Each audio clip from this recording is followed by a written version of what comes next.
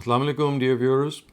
So today we're going to talk about selfishness and how we can overcome selfishness. So many a time we end up being selfish and self-centered. Seldom do we look beyond our needs and interests, and seldom do the needs and plight of other people bother us. Living for others is now the motto of only a few noble souls. We fail to realize that while selfishness keeps the mind under constant pressure, selflessness keeps it serene.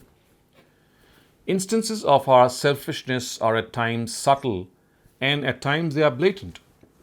We are selfish when we do not give time to our children, our parents, and our loved ones. We are also selfish when we do not shower praises on our contemporaries, which they deserve. Not solving the problems of others, which we very well can, also falls in this ambit. Not spending on the needy for fear of ending up poor is also a selfish act. We are selfish when we do not realize that a wedding function or festivity might bother our neighbors. We are also selfish in not supplicating for others as much as we can frequently for them. A thing as trivial as smiling to make someone's day also at times does not cross our minds. So you see, selfishness is deeply ingrained in us, and we need a constant effort to get the better of it. Perhaps the starting point to combat it is to start with not so difficult a task. We can just begin by looking around our house to find things which we will never be needing, which we will never use, and which are totally redundant.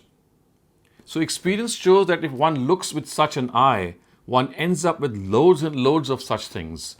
Putting away them or parting ways from them should not be very difficult, as these things have little or no use for us in the first place. So we find books and stationery and clothes and cutlery and so many other utensils that are absolutely of no use to us. So it's not a difficult task that we part ways with them. And then some more tips also might help us in overcoming this shameful trait of selfishness.